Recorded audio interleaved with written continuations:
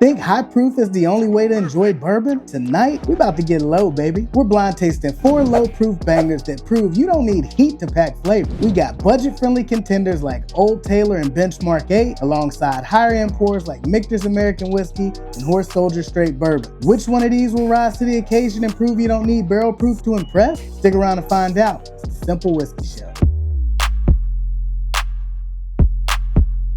Cynple Whiskey, Cyncere. Here to keep it 100, what's the ABV? Keep it simple. Cynple Whiskey, be sweeter.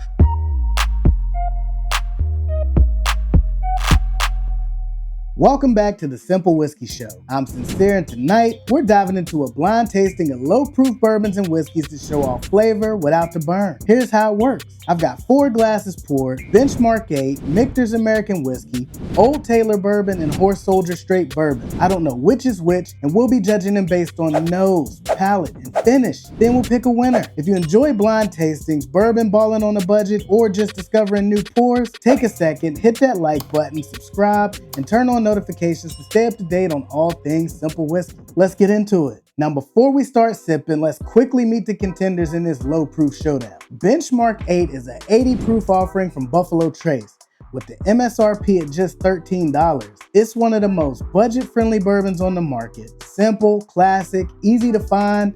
It's a fan favorite for beginners. Old Taylor Bourbon. This is another Buffalo Trace product, also coming in at 80 proof. Using mash bill number 1, which has less than 10% rye, it's an old school pour with a storied history. Priced at an affordable $20 for a 1.75 liter jug, this one is definitely bang for your buck. Stepping up in price, we got Michter's American Whiskey coming in at 83.4 proof, MSRP around $50.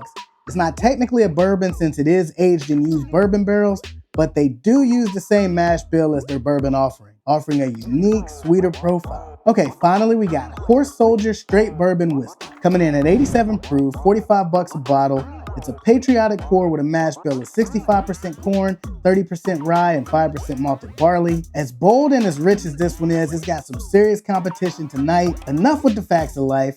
Let's get to sipping. Let's start with the nose and see what these low proofers bring to the table. All right, let's go to glass A. Sweet and grainy on the nose, a little bit of butterscotch, a little bit of an herbal note, and it's like I like to keep it, simple. Let's see what B has for us. All right, this one's a step up in terms of richness. I get honey, a little bit of a vanilla custard, and a little bit of fruit on this one. There's also a little bit of a floral note on the back end of it. I really like the nose on this one. Let's try C. Okay, this one's soft and gentle on the nose, light caramel, a little bit of like a corn sweetness, and a hint of vanilla. I get a faint touch of oak on the back end of this one. Let's see what D has to offer. Okay, this one's a little bit bolder than the other ones. I get cinnamon, a little bit of toasted oak on this one, and then a little bit of caramel. It seems like a little bit of a rye note on this one as well. Let's circle back through and see what we get on the palate. Glass A. Okay, a light caramel, very grain forward. There's a little bit of sweetness up front that makes up for the simplicity. Sweet and nutty on the finish, a little bit of caramel lingering as well. All things considered, it is satisfying. Let's see what B has to offer. All right, this one's smooth and creamy. Get a little bit of honey, orange peel, and a slight touch of like baking spice on the back end of this one. And the sweetness is balanced by like a light oak, and the mouthfeel is also super nice on this, very viscous. The finish on this one is smooth, medium in length, and I get a little bit of that honey coming through on the end of this one as well. Let's dive into C and see what we can get on that one.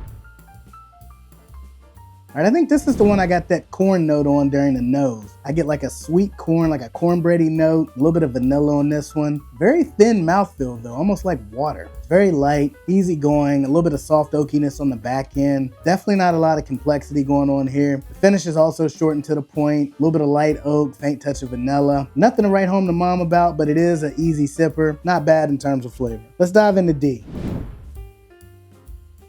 All right, this is the boldest on the palate by far. Cinnamon and rye spice hit first, followed by like a caramel note, a little bit of toasted oak, and a hint of like a darker chocolate note. It's definitely leaving a strong impression. As for if that's a good impression or not, we'll see. Longest finish of the group, cinnamon and oak dominate the finish as well. It's bold. Let's narrow this thing down a little bit. So the first glass that I'm gonna eliminate, definitely D. The notes on this just have a little bit of a funk to them. Not quite sure how to explain it, but just not feeling it tonight. And then the second glass I'm gonna eliminate is gotta be A. Just not getting a whole lot on this one in terms of flavor or finish. Even though B had the thinner mouthfeel, I still feel like just A didn't leave me that lasting impression. So that leaves us with B and C. So I'm gonna go back through each of these one last time and then pick a winner. Glass B. So I'm still getting smoother vibes on this one, and that honey note is shining through again. I do believe this was the one I got the most honey on the first go around. I really like the sweetness on this one. The mouthfeel stands out because it is very creamy, a little bit more viscous than some of the rest of them here tonight. Let's see what we can get from C this go around.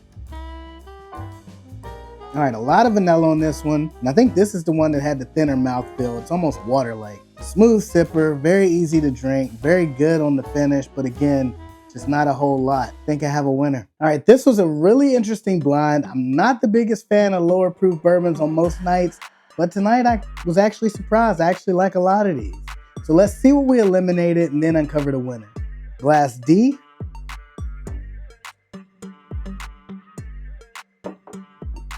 All right, Horse Soldier. This one has a lot going on with it. I've only had a quick pour on this one on one other occasion. Something about the flavors tonight just didn't sit right with me. Let's see what we had in A. Benchmark. And I love a lot of the benchmark expressions. The foolproof is one of my favorites, but tonight's blind had the most lackluster flavor among the pours, and we ended with B and C. So the glass I'm not going with tonight is C, which is Old Taylor, and that means that Michter's American Whiskey won tonight. I mean, Old Taylor was good, and I actually have it scattered about in a couple of my decanters down here in the whiskey lounge.